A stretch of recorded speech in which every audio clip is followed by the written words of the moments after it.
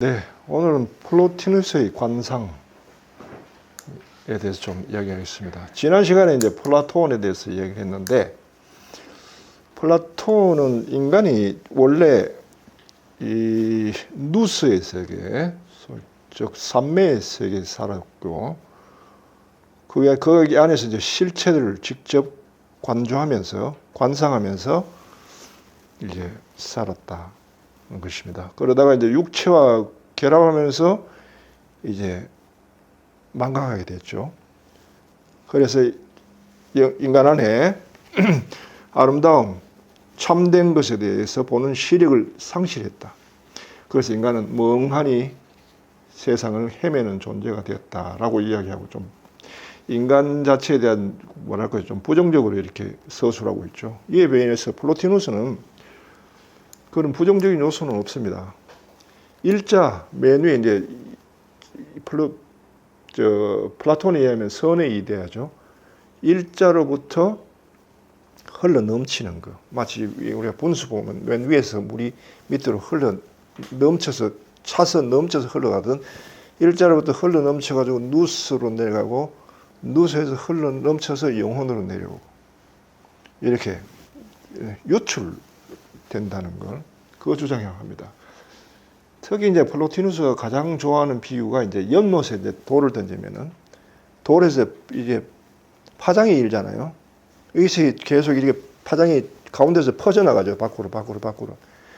그런데 마지막에 이제 가장자리를 탁 치면은 역류가 생기죠. 반대로 파장이 안으로 이렇게 이제 원점으로 돌아오죠. 그래서 밖으로 퍼져나가는 걸 유출.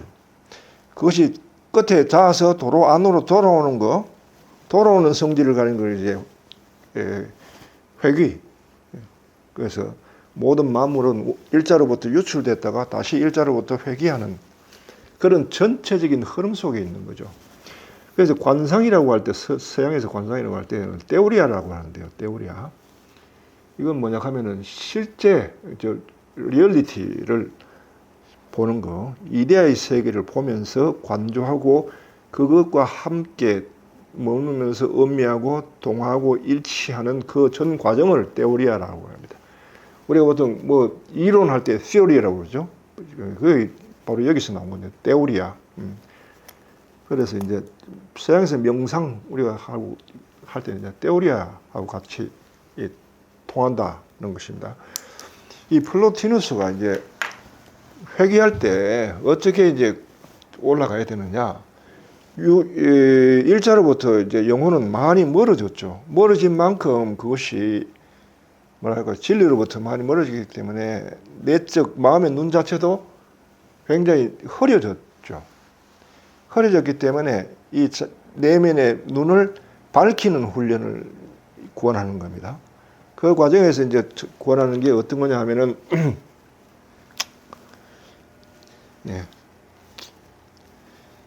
처음에는 마음의 눈이 마치 방금 잠을 깬 것처럼 약하다. 그러므로 관찰하는 습관을 길러라 라는 걸 구원합니다. 뭘 관찰해야 되냐? 여기 나온 대로 첫째, 고귀한 일들을, 고귀한 노력으로 행하는 일들, 고귀한 뭐랄까요, 남을 위해서 헌신하고 희생하고 또 뭐 가족을 위해서 열심히 일하는 아버지들, 남을 위해서 사는 사람들이, 그런 일들이 고귀한 일들이죠. 그런 사람들이 고귀한 일들을 행하는 것을 자주 보라는 거예요. 근데 우리가 요즘 어때요? 신문지상에서 보면은 전부 다 뭐 좋은 일을 놓고 전부 나쁜 일만 있죠. 그걸 봐가지고 내적 눈이 개발이 될 수가 없죠. 그럼 좋은 미담들 있죠. 미담들을 자꾸 개발하고 그걸 함께 나누고 해주는 건 굉장히 이 선을 위해서, 진리를 위해서 좋은 일입니다. 그래서 그런 일들을 자꾸 음미하라는 거예요. 나라와 관련된 가까운 사람들이 나를 위해서 희생하고 헌신해 주는 거, 부모님들의 사랑, 또 뭐 가까운 사람들의 헌신, 희생, 이런 것들을 자주 음미하고 관찰하는 일은 이 테오리아, 즉 내적 눈을 밝히는데 도움을 준다. 두 번째는 아름다운 작품 작품들, 아름다운 작품들을 감상하라, 관찰하라 라고 하는데, 여기서는 어떤 테크닉이 아니라 아름다운 작품을 만드는 어떤 선한 사람들의 공로 있죠. 그걸 만들어내기 위해서 어떤 헌신과 희생을 치렀는지 이런 것들이 있죠. 뭐 가령 뭐 불국사 범종 그걸 만들기 위해서 애를 빠뜨려 죽였다는 옛날에 좀 끔찍하지만은 그걸 강조하는 것은 그만큼 고귀한 희생이 들어갔다는 그런 뜻이죠. 또 이제 유명하게 가령 뭐 빈센트 반 고흐 같은 작품들, 우리가 그 작품들 보면은 남다르잖아요. 그 작품을 만들어내기 위해서 고흐가 어떤 처지에서 있으면서 고흐는 평생 자기 작품을 한 작품 팔지 못하고 죽었다고 그러죠. 그리기만 하고. 화가가 자기 작품도 팔지도 못하는 그 작품을 그릴 때 그 심정 어떨까? 그만두고 싶어도 그만둘 수 없는 그런 조건들, 자기 내면의 어떤 그리고 대한 충동, 그러나 현실적인 어려움, 인정받지 못함, 경제적인 어려움, 이런 것들을 감내하고 그렇게 하면서 작품을 만들어냈다는데, 그걸 통해 작품을 보라는 겁니다. 그럴 때 거기서 고귀함, 플라톤에 의하면 탁월한 지적 미감을 개발할 수 있다는 거예요. 그게 내적 눈을 밝히는 데 도움을 준다. 세 번째는 아름다운 작품에 더 넘어서 가지고 아름다운 그 작품에다가 생명을 부르는 그 영혼들의 초점을 맞춰서 보라는 거죠.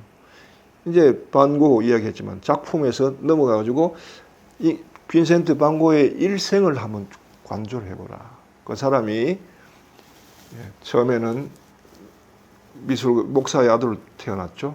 그래서 목사의 길로 가다가 결국은 미술에 이제 대한 열정 때문에 방향을 틀고, 그러나 시대를 너무 앞서가고 또 사람들이 이해를 못 받았기 때문에 이 사람들로부터 인정도 못 받고 하지만은 그 어려움 속에서도 그 작품들을 써내려고 마지막에는 자살로 끝냈지만 한 인생이 어떻게 펼쳐지고 그 역경을 디뎌내면서 어떻게 그런 작품을 이렇게 했는지, 그런 것들을 이렇게 보라는 겁니다. 우리가 고흐 같은 경우에 그분의 위대함은 바로 그분의 생애가 그랬기 때문에 훨씬 더 삶이, 그 작품이 가슴에 와닿고 돋보이게 되잖아요. 바로 그런 것들을 감상을 하면서 내적 눈을 밝혀가라 라고 조언을 합니다. 그러나 이제 그렇게 하는 과정에, 그러나 그것만 가지고는 안 되고 실제로 자기 내면에 들어가서 어떤 자세로 자기 내면을 다스려야 되느냐 하고 권하는 게 바로 조각가가 마치 조각을 하듯이 자기 마음에 원한 점 또는 9번 점, 비뚤어진 거, 또 어두운 거, 이걸 쳐내고 바로잡고 밝히고 하는 작업을 노력하라고 이야기합니다. 여기 보면은 우리가 조각을 하면은 조각을 이렇게 만들어가고 쌓아가는 게 아니고 오히려 불필요한 부분을 쳐내는 부분이죠. 이게 조각을 만드는 게 아니고 불필요한 걸 쳐냄으로써 저절로 드러나게 하는 방식. 이런 게 이제 굉장히 이게 돋보입니다. 어떻게 보면 이 방법 자체가 자기 내면을 이렇게 수행을 통해 가지고 갈고 닦고 하락하는 데는 조금 동양의 점수하고 비슷한데, 쌓아가는 게 아니라 갈고 닦아가는 게 아니라 자기를 버려가는 과정, 이런 것들을 강조하는 면에서는 좀 다르다고 얘기할 수 있죠. 자, 그렇게 해가지고 어느 정도까지 이렇게 가야 되느냐?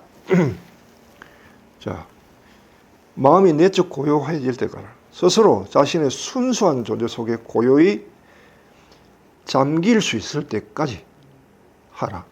두 번째, 내적 조화가 형성돼서 깨트려지지 않고 외부에 대한 어떤 집착이 생기지 않을 때까지 나아가라. 또 세 번째는 자신의 본성의 빛의 무한함을 무한함을 인식할 때까지 나아가라는 거예요. 이렇게 인식이 되면은, 이렇게 세 가지 인식이 되면은 이제는 확신을 가져도 좋다. 더 이상 길잡이는 필요 없다. 자기가 확신을 가지고 나아가라. 이렇게 조언합니다. 그러면서 이제 본인의 체험에 대해서 얘기하는데 보면 이런 얘기예요. 정화의 마지막 목적은 선이다. 모든 미덕의 질서를 갖추고 지성의 세계로 올라가. 지성, 누스의 세계, 지성이라고 하는 누스의 세계, 영혼의 세계에서 한 단계 삼매의 세계로 들어가서 조금 전에 얘기가 내적 고요, 무집착, 무한함, 이게 바로 삼매의 세계입니다. 누스의 세계죠. 거기에 머물러라는 겁니다. 거기에. 그곳에 자리 잡고서 그곳에서 신들의 잔치에 참여하라. 그리고 거기에 계속 머무르면서 이데아의 세계에 대해서 음미를 하고 있을 때 그때까지 인간이 노력할 수는 다죠. 그러면서 이런 훈련을 통해 그 머무른 곳의 지식을 계속 머금고 있을 때, 음미하고 있을 때 벼랑간 아래로부터 솟구치는 어떤 지성의 파도, 그게 어떤 들어 올려지는 어떤 뭐랄까요, 영감이랄까, 지성의 파도 꼭대기에 휩쓸려 들어 올려지면서 어떻게 된 건지는 모르지만은 여하튼 위로 들어 올려지면서 눈을 뜨게 된다. 그리고 눈에는 비전으로 빛이 난다. 바로 이 체험을 얘기합니다. 마지막 체험은 이제 인간의 노력으로는 되지 않는다는 걸 이야기하고 있죠. 그것은 위로부터 이제 내려오는 일자, the one, 유일자로부터 내려오는 어떤 힘에 의해서 그것이 가능해지는데, 그러나 그 힘이 가능해지려면 적어도 인간이 적어도 누스, 무한함, 내적 고요, 그 다음에 무집착, 무한함, 이까지는 올라가 있고 거기에 머물러 있어야 된다는 거예요. 그럴 때 어느 순간인가 느닷없이 벼랑간, 이게 도노적이죠. 일이 벌어지는데 덜어 올려진다는 거예요. 자기도 모르게, 자기의 노력 없이 덜어 올려지면서 일자와 합이라는, 결합하는 체험을 하게 된다. 그러나 이 체험은 굉장히 짧다. 체험했다는 순간 다시 의식이 돌아오면서 밑으로 떨어진다. 그야말로 번개불처럼 번쩍하고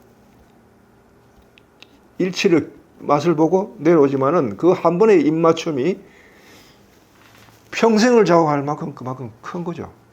그래서 플로티누스 제자 포르피리우스라는 사람에 의하면 자기 스승 플로티누스는 이런 체험을 평생 4번 했다라고 이야기를 했다고 합니다. 이렇게 해서 이제 플로티누스가 우리가 일자로 돌아가는, 즉 플라톤에 의하면 선의 이리와 일치를 이루기 위한 영혼이 삼매 상태로 들어가서 삼매 안에서 깨달음까지 일어나는 그 과정 자체가 어떻게 일어나며 어떤 노력을 경주해야 되는지 이제 밝히고 있습니다. 이런 식으로 밝히고 있습니다. 오늘은 플로티누스에 대해서 강의했습니다.